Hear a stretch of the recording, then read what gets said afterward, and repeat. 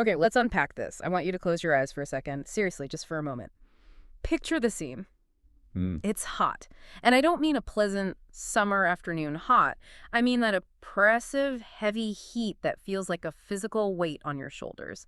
You're standing on the flight deck of the USS Abraham Lincoln. Which is an overwhelming place to be even when nothing is happening. It's just a city of steel. Right. It's a complete sensory overload. The air smells like a mix of high-grade jet fuel, melting tarmac, and, salt spray. Oh, yeah. That smell is unforgettable. The sound is just deafening, the wind whipping over the deck, the mechanical whine of catapults, the roar of F-35 engines spooling up, and everywhere you look, as far as the eye can see, is power. Pure, unadulterated American power. It is the quintessential image of empire. I mean, you have the carrier itself, a floating city, nuclear-powered, displacing 100,000 tons of water. It's hard to even get your head around that scale. It is. Then you've got the guided missile destroyers flanking you, the cruisers, the submarines lurking somewhere beneath the surface. It is an armada. It's designed to be intimidating. It looks like the most unstoppable force in human history. If you're standing there looking through a pair of binoculars toward the horizon, toward the Iranian coast, you feel like you are holding a sledgehammer. A massive billion-dollar sledgehammer. And that feeling, that visceral sense of invincibility, that is exactly what we need to deconstruct today, because the material we are diving into suggests that what looked like a sledgehammer might actually be, well, a trap. A trap. Or at the very least, the wrong tool for the job. A profoundly wrong tool. And that is the terrifying question we are wrestling with in this deep dive. Do we actually have a nail for that hammer? Or are we about to try and perform open-heart surgery with a blunt instrument? It's a question of utility versus appearance. And the central tension of the material we are covering today, which comes from an extensive analysis by Lieutenant Colonel Daniel Davis in conversation with Professor Glenn Deason, is that the U.S. is currently sort of sleepwalking into a conflict where the look of power is masking a critical lack of capability. Okay, and before we get too deep into the weeds, I want to talk about the source. Because Lieutenant Colonel Daniel Davis isn't just a talking head, is he? No. He's not some guy who spent his career writing papers in a think tank in D.C. No, and that distinction matters profoundly here. Davis is a 4-time combat veteran. He has been in the dirt. He has planned operations. He understands what Clausewitz called the friction of war. The friction. Right? The difference between what a PowerPoint slide says in the Pentagon and what actually happens when the shooting starts and the communications inevitably break down. So when he looks at that armada, he isn't seeing the glossy recruiting poster. He's seeing the supply lines. He's seeing the fuel consumption. He's seeing the logistics, the unglamorous, brutal, and absolutely essential math of war. And his assessment of the current U.S. posture toward Iran is, to put it mildly, alarming. He's essentially arguing that we are ignoring the math in favor of a political narrative. So here is our mission for this deep dive. We are going to bypass the headlines. We aren't asking, is Iran bad or is the U.S. right? We are going to look at the cold, hard mechanics, the physics of a potential conflict. Can the forces we currently have in the region actually achieve the goals the politicians are screaming for? Spoiler alert, the answer is likely no. But understanding why it's a no requires us to really dig into the numbers and the assumptions being made. Okay, so where do we start? Let's start with what Davis calls the mismatch, because I think most people assume that if the U.S. military shows up, we can do whatever we want. We have the best tech, the best training, full stop. That's the default assumption, right? That victory is inevitable. It is. But Davis points out a massive, dangerous gap between what the politicians want and what the military has in the region right now. He calls it the Hawks wish list. Exactly. This is the wish list. Yeah. Davis points to figures in the media and the political sphere, people like General Jack Keane, analysts like Rebecca Grant. They are going on television, they are whispering in ears in Washington, and they are laying out a set of objectives for a war with Iran. And it is not a short list, from what I gather. They aren't talking about a punitive strike, are they? No. They aren't talking about just blowing up a radar site and going home. Far from it. This isn't Operation Praying Mantis from the 80s where we sank a few ships and called it a day. Davis breaks down their demands. They want the total dismantling of the Islamic Revolutionary Guard Corps, the IRGC. That's not just a military unit, right? The IRGC is woven into the fabric of the state. It's a parallel state. It has its own military, its own intelligence services, its own economic empire. So destroying it means getting the entire power structure. Okay, so that's number one. What else is on the list? They want the destruction of the civilian leadership. They want to wipe out the entire military-industrial base of Iran. They want to eliminate the missile stockpiles.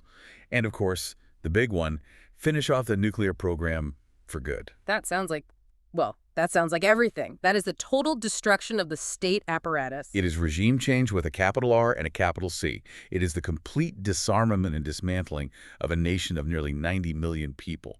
It's a goal of unconditional surrender. Okay, so that's the wish list. That is the political goal being broadcast on cable news. Now, let's look at the reality.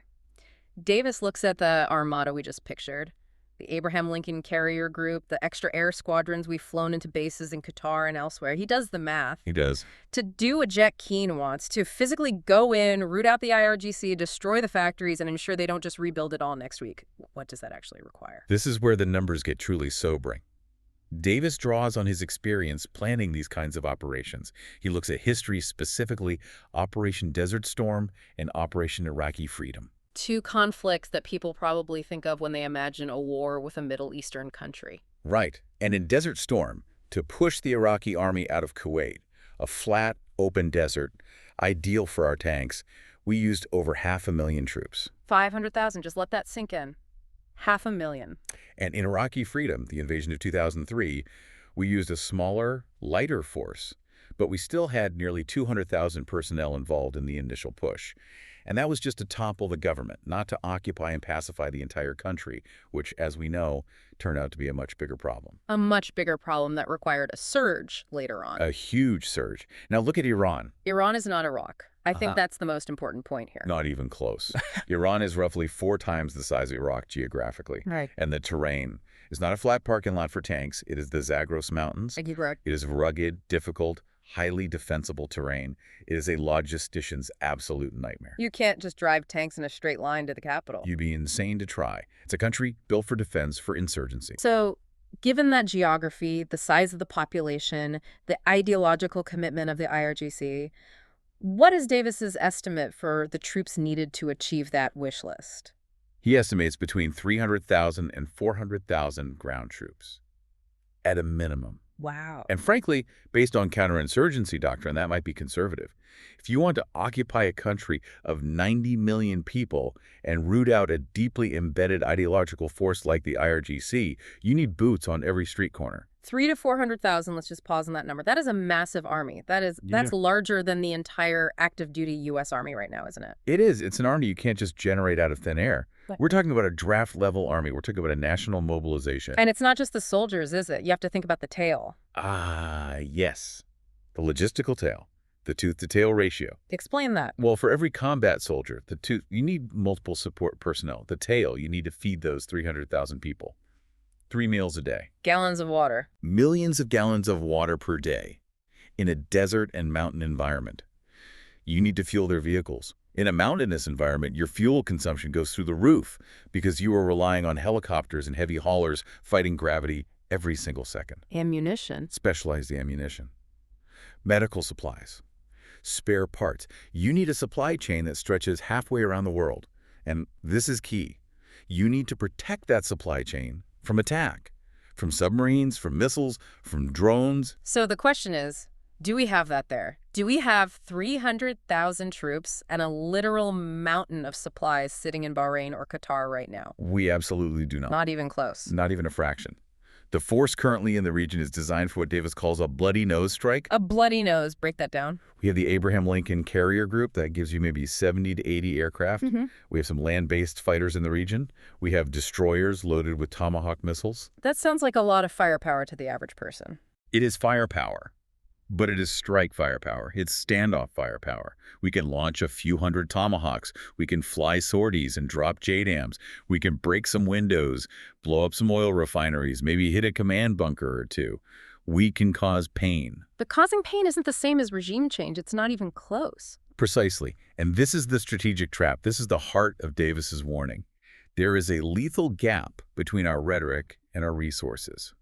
If the president listens to the hawks and orders regime change, if he says go get them, but the military only have the tools for a bloody nose, you are starting a war you literally cannot finish. It's like kicking a bear because someone told you to kill it, but all you're holding is a pocket knife. Yeah, it's a great analogy. You might hurt the bear, you might make it bleed. but you are absolutely not going to kill it. And now you've just made it very, very angry. And the bear isn't tied up. That's the key. You strike Iran, you break some things, and you expect them to collapse. Davis says that is pure fantasy. You strike them, fail to kill them, and now you are in a high-intensity war with a regional superpower that has a full range of retaliatory options. And what happens to our troops? The ones that are there? Your troops, those few thousand you do have in bases in Syria and Iraq, are now sitting ducks. They're hostages. Because you didn't bring enough force to protect them or to hold the ground you just stirred up. Davis calls it entering a world of hurt. It's a polite way of saying catastrophe. The definition of a quagmire. You commit just enough force to start the fight, but not nearly enough to win it. This all begs the question then. If the math is so bad, if the troop numbers are so obviously missing to anyone with a calculator and a basic understanding of military history, why is this push for war happening now? Why are we hearing this narrative that now is the time? And that brings us perfectly to Section 2, the information war. Because before you can launch the missiles, you have to launch the narrative. You have to sell the war, both to the public and to the decision makers. It's a battle for perception. It's everything. And Davis spends a lot of time analyzing the story being told in Washington right now. The weakness narrative, as he calls it. Right. The story being shouted in the president's ear and echoed on cable news is this. Iran is crumbling. The regime is on its last legs. The people hate the mullahs. One solid kick and the whole rotten structure falls down. And they have evidence for this, right? They point to the 12-day war from last year. They do. They say Iran used up all its best missiles in that exchange with Israel, that their cupboards are bare. They point to the protests that started back in December and January. They're painting a picture of a paper tiger. Exactly. They want the decision makers to believe that this won't be a war. It will be a liberation, a victory parade. And this is where the heartstrings tactic comes in. You see this in the lead-up to almost every modern intervention. It's a classic playbook. It is. You need to mobilize public consent in the West. You can't just say, we want to secure shipping lanes or we want to control oil prices. That doesn't get people fired up. No, you have to say, we must save the people. It has to be framed as a humanitarian mission. Exactly. So they focus on the protesters. They show images of brave young Iranians standing up to the Ba'athi militia. And Davis notes a very specific discrepancy here, a mathematical manipulation. With the casualty numbers. Yes. The Iranian government, for its part, admits to maybe 3,000 casualties in these recent riots, which is tragic, obviously, a horrible loss of life. But the pro-war factions in the West, they are inflating that number by a factor of 10. They are claiming 30,000. 30,000? Why? Why inflate it so drastically? To create a moral imperative. If it's 3,000, it's civil unrest, it's a brutal crackdown, but it's an internal matter. If it's 30,000, it's a genocide in the making, and we have to do something. It shifts the entire argument from one of national interest to one of moral duty. It manufactures the casus belli. It manufactures consent. But here is where Davis drops a bombshell. And honestly, this was the part of the source material that made me stop and rewind the tape. He cites a specific admission by Scott Bessent. This is crucial context, and it's something most people have never heard. Scott Bessent, along with others like Mike Pompeo, has apparently admitted, quite openly in some circles, that the United States intentionally debased Iran's currency. I want to make sure I understand the mechanics of this. When we say debase the currency, we aren't just talking about standard sanctions, are we? This isn't just blocking a bank transfer. This is more active. No, it goes far beyond that. The admission suggests active financial warfare designed to trigger a complete collapse of the real. The goal is to induce hyperinflation. Like Weimar Germany. Exactly like that. Think about what that does to a society. You wake up and the money in your pocket is worth half of what it was yesterday. The price of bread skyrockets. Life-saving medicine becomes completely unaffordable. You wipe out the middle class's savings overnight. You make life so unbearable for the average Iranian that they have no choice but to hit the streets in desperation. Exactly. You weaponize their poverty against their own government. And it wasn't just economic. Davis mentions reports of Mossad agents on the ground. He talks about 40,000 Starlink terminals being smuggled into the country to bypass the government's internet blackout and help organize these protests. So this wasn't just a spontaneous, organic uprising where people just decided they'd had enough. The source argues it was a pot being stirred vigorously from the outside. And that leads to this massive logical inconsistency that Davis points out. It's the circular logic of interventionism, and it's astounding when you see it laid out. What's the circle? We admit behind the scenes to causing the economic collapse. We admit to starving the economy and making people's lives a misery. And then, when the people riot because they are starving, we point to the riots and say, look, the regime is failing its people. It's illegitimate. We must invade to save them. We break their legs and then scream from the rooftops that they can't walk. It's cynical, but it's incredibly effective. It works on TV because most people don't see the first step, the breaking of the legs. They only see the person falling down. They see the suffering, but they don't see the architect of the suffering. And Davis actually brings up a really uncomfortable comparison here. A mirror, really. He asks us to look in the mirror to understand how this looks to the rest of the world. The moral double standard. This is where he asks the listener to engage their critical thinking and flip the script. Think back to January 6th at the U.S. Capitol. Okay. Or think back to the height of the BLM protests where police precincts were burning in Minnesota. It was chaotic. There was violence. There were people clashing with authorities. There was genuine, passionate, and sometimes violent unrest. Now, imagine for a second that China issued a statement during that time. Imagine Xi Jinping coming out on global television and saying, "Oh, look at those poor protesters in Washington. They are being oppressed by the regime. Their voices are being silenced. We are going to send in the Chinese military to help them. People here would lose their minds. It's unimaginable." We are going to bomb the U.S. government forces to protect the people's voice. We would call it an act of war instantly.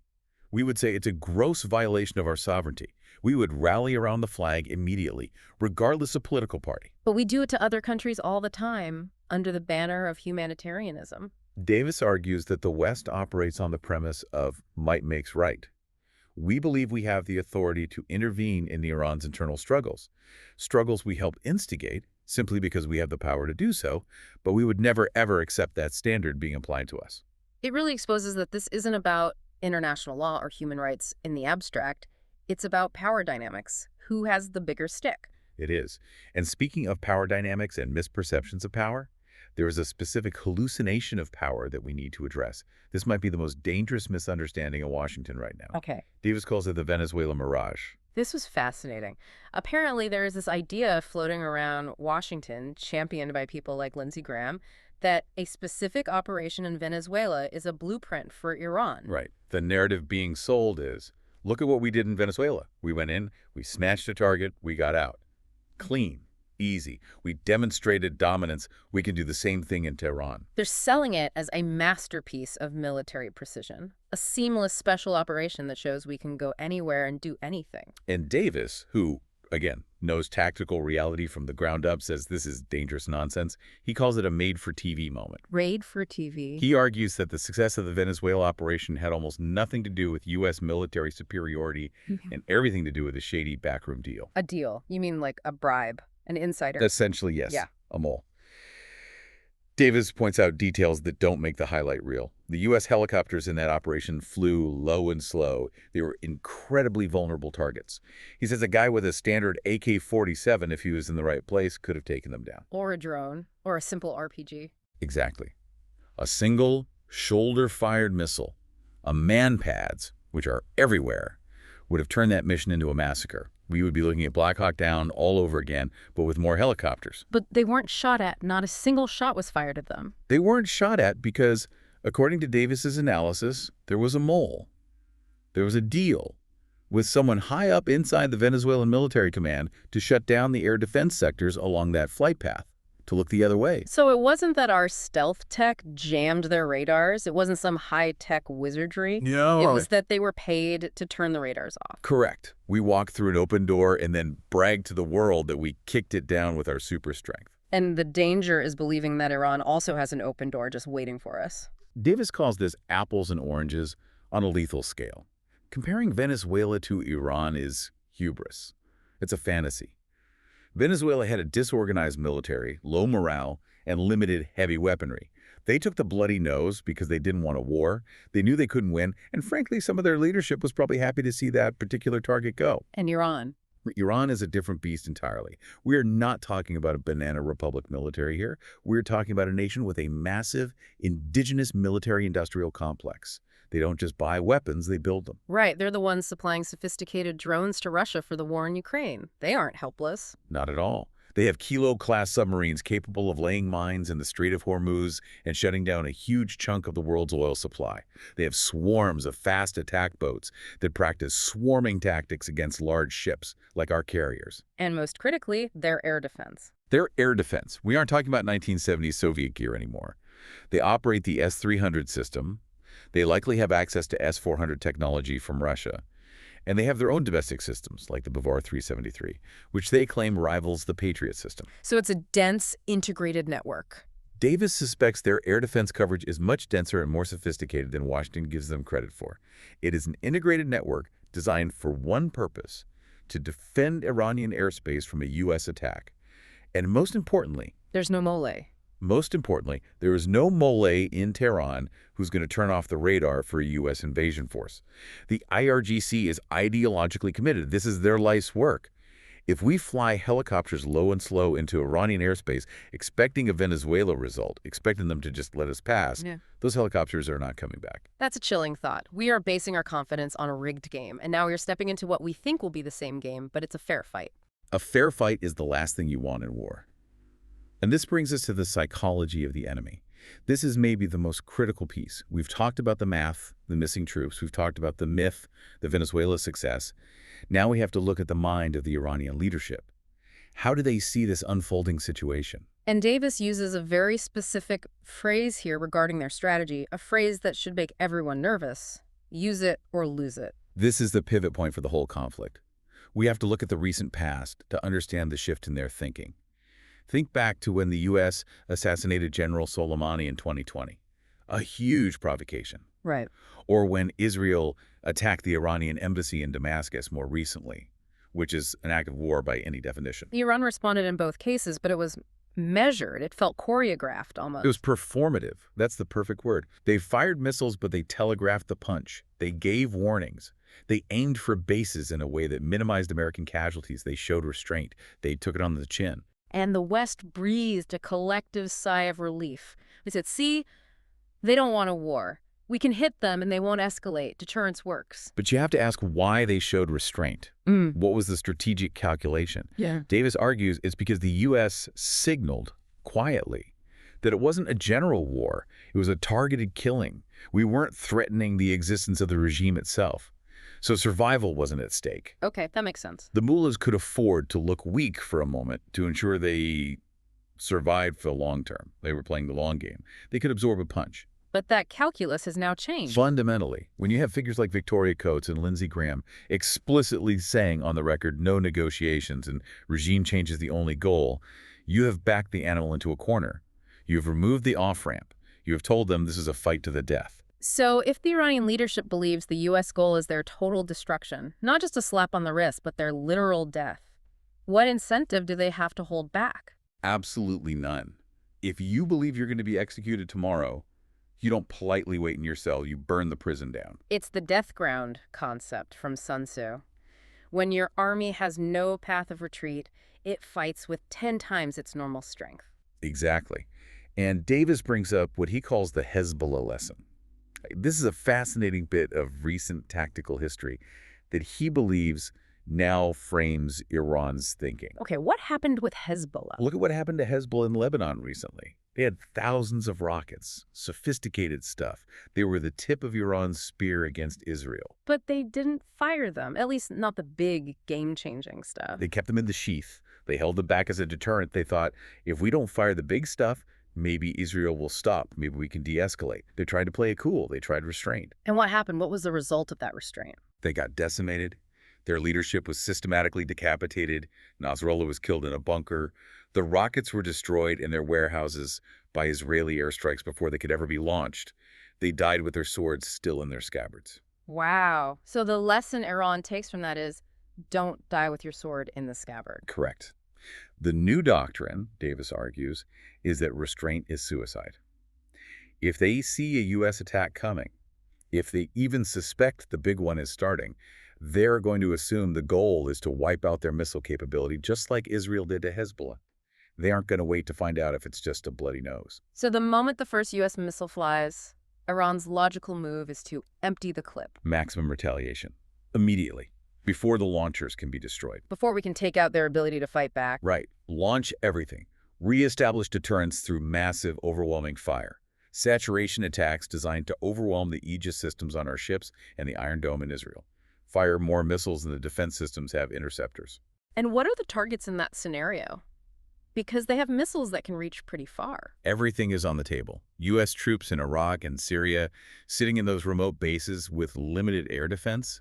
They become hostages instantly. The U.S. naval bases in Bahrain.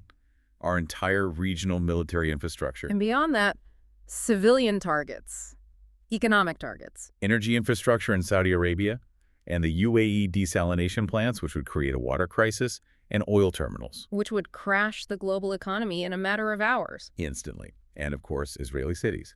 The goal would be to make the cost of the war immediately and unacceptably high for the United States and its allies within the first 24 hours, to create so much chaos and pain that Washington is forced to reconsider. It's terrifying because it makes perfect strategic sense. It's rational from their perspective if they believe it's a fight for survival. And remember the mismatch from Section 1.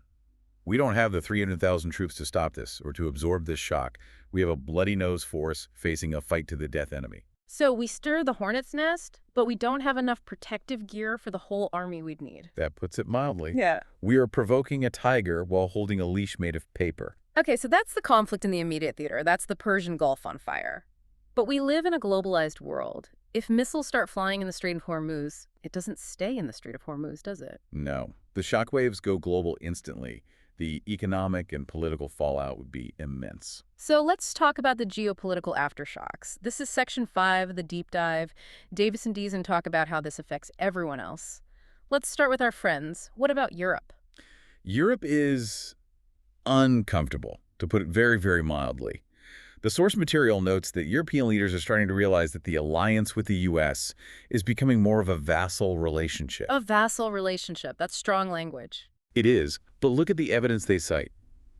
They reference the U.S. talking about buying Greenland, treating a sovereign territory and a NATO partner like it's a piece of real estate. They look at the unilateral moves in Venezuela. Europe realizes that the rules-based order they love to talk about is increasingly just looking like U.S. power.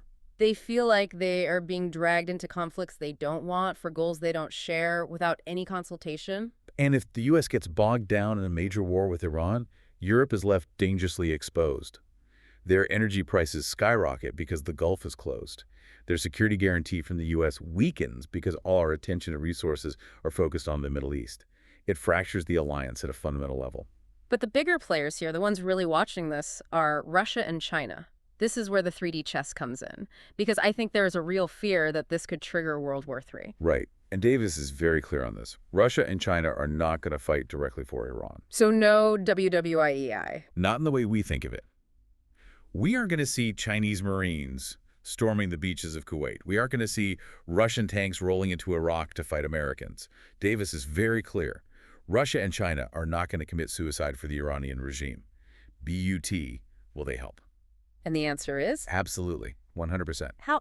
If they don't send troops, how do they help? Asymmetric warfare. The gray zone. Davis notes there are already flights going into Tehran from Russia and China constantly. This suggests a massive technology transfer is underway. We're talking about advanced air defense components, we're talking about electronic warfare systems, and crucially, we're talking about real-time satellite intelligence. Okay, that's a big deal. Imagine if Iran knows exactly where every U.S. ship is in real time, because China is feeding them the coordinates from their satellite network. It creates a massive disadvantage for us. The ocean is big, but satellites make it small. If Iran has eyes on our fleet, our element of surprise is gone. Our carriers become pre-targeted. It makes the war much, much harder and bloodier for the U.S. without a single Russian or Chinese soldier pulling a trigger. It's the bleed strategy. Let the U.S. bleed itself dry in the desert. Let us expend our limited stocks of precision munitions, which are already low because of what we've sent to Ukraine and Israel, against hardened Iranian targets. Yeah. It weakens us for the real fight that China cares about in the Pacific. And there is a specific point about Russia here. Davis calls it the Russian pivot. Yes, this is important. Up until now, Russia has actually held back in some ways. Putin has shown a strange sort of restraint. He hasn't given his highest-end missiles, like the Yakan supersonic anti-ship missiles, to groups like the Houthis. Even though the U.S. is supplying missiles to Ukraine that are being used to hit deep inside Russia. Right. It's been a weird sort of gentleman's agreement. A strange, unspoken set of rules of escalation. We hit you here, but we don't escalate there. But Davis warns that a full-scale U.S. attack on Iran might be the breaking point for that. Russia decides the gloves come off. Exactly. Russia might decide, what's good for the goose is good for the gander. If you attack our partners, we will give your enemies the ability to sink your ships. Imagine the Houthis or Iran with supersonic Russian anti-ship missiles. That changes the math for that armada immediately. Those ships' Aegis systems are designed to stop subsonic threats. Supersonic sea skimmers are a nightmare scenario. Suddenly that invincible carrier doesn't look so safe. It's a target. A very expensive, very vulnerable target. And then there's the economic angle. The BRICS alliance, Right. Brazil, Russia, India, China, South Africa, and now Iran itself is a member. This is about the dollar, isn't it? The challenge to the dollar's dominance. It's all about perception and the dollar. China and Russia cannot afford to look weak to the BRICS alliance and the rest of the global south. If Iran stands up to the U.S., even if they get battered but survive, it signals that the U.S. is not all-powerful. It accelerates the move away from the U.S. dollar as the world reserve currency. But if Iran falls easily, Then, confidence in the anti-Western bloc wavers. The global south might think, well, the U.S. is still the boss, we better fall in line. So, China and Russia have a vested interest in ensuring Iran does not fall easily. They have a vested interest in the U.S. getting stuck in a quagmire. They want us distracted, drained, and looking incompetent on the world stage. it's a trap on so many levels. A military trap on the ground, a diplomatic trap with our allies, and a global economic trap set by our rivals. And yet, the rhetoric in Washington, according to Davis, is full steam ahead. Which brings us to the summary of the danger. Let's just recap what we've learned from Lieutenant Colonel Davis today because it's a lot to take in. We have a mismatch of epic proportions. The U.S. has enough power to start a war, the Armada, but not nearly enough power in the region to finish it on its own terms. Not without a month-long buildup of those 300,000 ground troops and the logistics to support them. We have a narrative of confidence built on made-for-TV successes like Venezuela that simply do not apply to the current enemy. You cannot script a war with Iran. The mole isn't there to turn off the lights for you. And most critically, we have an enemy that feels backed into a corner. An enemy that has learned from Hezbollah's recent fate that restraint is death.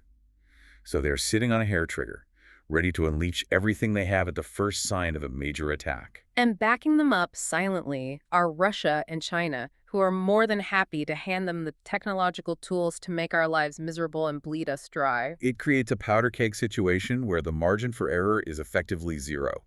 One miscalculation, one bad radar read, one rogue commander on either side, and the whole region goes up in flames with global consequences. So in the end, it all comes down to one man, doesn't it? Davis mentions the Trump wildcard. He does. And this is the unpredictable variable in all of this. Davis notes that Trump has negotiated in the past. He's an ideologically committed to war in the same way some of the neoconservatives are. He didn't start a new war in his first term. Famously, he called off a strike on Iran at the last minute because he was told the casualty count would be disproportionate. Exactly. He has an aversion to that kind of American casualty. Yeah. But his current circle, the voices shouting in his ear according to the source, are demanding war. So it's a battle for the president's attention, the weakness narrative versus the reality narrative that Davis is laying out. It is. Davis says Trump has pulled back from the brink before. But the question is, does he realize how different the board looks this time? Does he understand the Hezbollah lesson has fundamentally changed Iran's calculus? Does he see the trap? That is the question that decides everything. Does he see the trap or does he only see the bait? Before we sign off, I want to leave you with a final thought that Davis brought up towards the end. It's a provocative thought, and honestly, it's the one that scared me the most out of everything we've discussed. Go on. We assume our ships are invincible. We assume our air defense is impenetrable. We have this deep cultural belief in American technological supremacy. We think we have an iron dome around the fleet. The magic shield. A magic shield. But Davis challenges that. He points out that even Israel's air defense, arguably the best integrated system in the world, gets overwhelmed. We've seen missiles get through. The U.S. assumes its own defenses are perfect despite evidence to the contrary. We haven't fought a peer competitor at sea since World War II. Our ships haven't faced a real determined volley of advanced anti-ship missiles ever. So here's the scenario Davis poses. What if a U.S. carrier is hit? not sunk, just hit. A single missile gets through the screen of destroyers and the carrier's own defenses. A hole is blown in the flight deck. Smoke is billowing from the island. What if a destroyer takes a missile and is burning on live TV for the whole world to see? What happens to the perception of American invincibility? That perception is the glue holding the current global order together. The value of the dollar, the strengths of our alliances, the security of global trade routes, it all rests on the unspoken assumption that you cannot touch the U.S. military, that we are unhittable. If the world sees a burning U.S. capital ship, The psychological impact is far, far greater than the military damage. It signals the end of an era. It proves the giant can bleed. and once the giant bleeds, the shark starts swimming. Precisely. That is the ultimate risk in this conflict. It's not just losing a ship or losing a few hundred sailors, as tragic as that would be. It's losing the aura of invincibility that has protected the West and its economic system for 80 years. That is a very sobering place to leave it. We hope this deep dive helped you look past the headlines of armadas and strikes and see the actual machinery underneath. It's complex, it's dangerous, and as we said, the margin for error is basically zero. Always look at the logistics. The math doesn't lie, even if the politicians do. Thanks for listening. We'll catch you on the next deep dive. Stay curious.